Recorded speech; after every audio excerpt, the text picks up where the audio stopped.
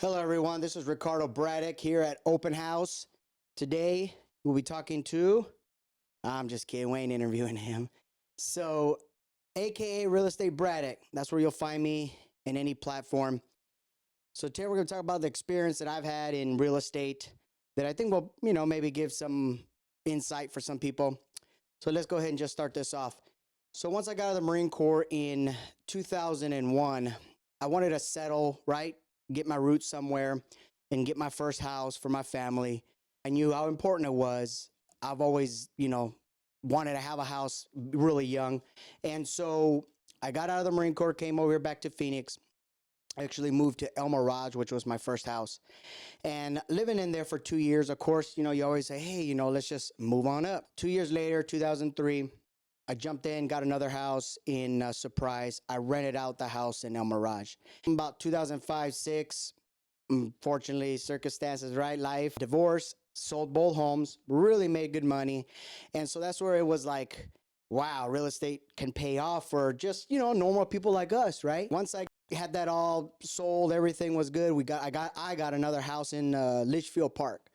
So Litchfield Park has been like phenomenal to me. I love Litchfield Park. I've been here now since 2005. After that, I probably stayed in Litchfield Park, let's just say for about 2 years. And again, wanted to move up, bigger home. So I ended up moving to Avondale and I ended up renting out my Litchfield Park home. And so for those of you, that are thinking, well, man, I got a low interest rate right now. I don't want to get rid of my house and sell it. The next best option is renting it out. And with that payment and then the payment you have coming in, you're going to be able to make up the difference from rent to what your new payment is going to be. You're probably going to make up that difference, right? Because of interest rates. So that would be another way to do it, going around keeping the house with that low rate for those of you still thinking about it. I went ahead and bought another one in about the end of 2006, December, moved to Avondale. And in Avondale, I stayed there for about, I'm going to say till about 2019, where I moved back to Litchfield because I love Litchfield. And so I rented out that house. So again, as you can see, my steps of what I've been doing. Now, me being in real estate, I've been doing, of course, different facets of real estate. So of course, I've managed my own properties, right? Rental, landlord, in construction. So I'm a certified commercial electrician, certified here in Arizona. I did that for 8 years till the market crashed in 2008. As many of you know, how horrible that was. And so I was like, what am I going to do now? So I had a good friend that started doing loan modifications. And of course, loan modifications, for those of you that don't know, are when somebody's actually behind on their payments, the home's starting to go into foreclosure. They look for somebody who knows how to do a loan modification or talk to the bank. And so I picked up that pretty quick, opened up my own business, and actually started doing loan modifications for people that were losing their homes. And I never lost a home on any of those modifications that I did. And I did it for about 2 years. I even had family members that came to me and wanted, modifications. Some of them that hadn't paid in 3 years on their home, and I still saved their home, and they still have the home till today. And you're talking about 2009-10 timeframe, okay, guys? And then almost 3 years ago, I told myself, well, shoot, I've bought myself homes. I've, really done well in it. I actually want to start helping others, And so that's what happened. And this is a funny story. You guys might laugh, but I watched that $1 Million Listings. I've watched all these shows, right? And all those never really got me into wanting to do the real estate, or I didn't even put that into my head. But I was watching that Selling Sunset on Netflix, and that's where, I don't know why, but it said, it told me, if these girls could do it, man, you could do it. Come on. And you've been doing it for 20 years for yourself.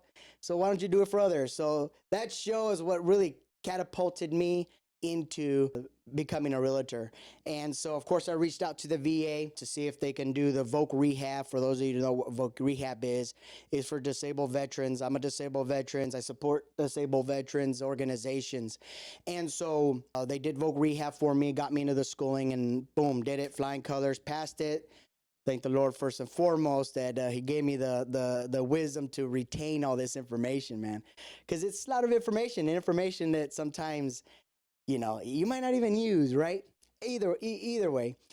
So I went ahead and became a realtor, and right away started. I sold a first house, then picking up people, friends, and then it started with referrals.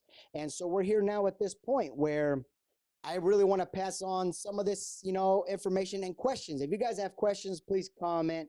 Please, ask me on there. Follow me on Instagram, Real Estate Braddick again, right there. Bam, Real Estate Braddick.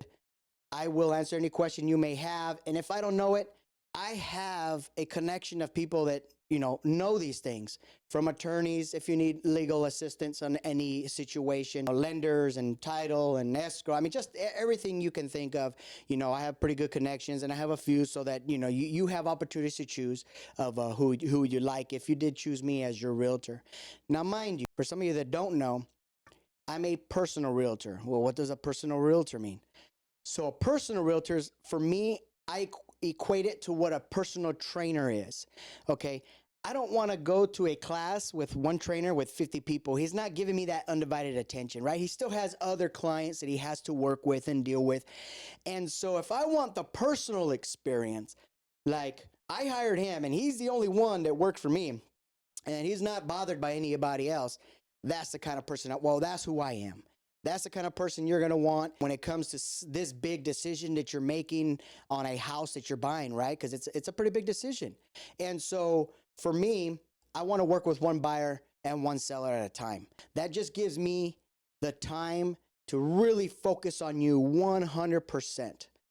I won't be distracted by other clients. I won't be distracted by other appointments. It's strictly for you, so that I'm there for you for your inspections and everything that may come when purchasing a home. And there's, of course, as a little process, right? So that's what I can do for you. That's my experience in a nutshell from the last 20 years of being in real estate. Now, so the purpose of this show, this is episode 1 intro, is going to be interviewing. Now, of course, this is just my stand-up dummy for now. He acts like he's interviewing, but I'm going to have people from realtors, lenders, title, past clients, the designated broker from HomeSmart. Just so many, a variety of people that have so much knowledge and experience and wisdom that may help you, when it comes to thinking about buying a home or selling a home. So make sure you do subscribe. Make sure you do watch. Every Friday, I will be posting at 5 p.m. my episode. I really appreciate you guys tuning in. And all I can say is another successful open house.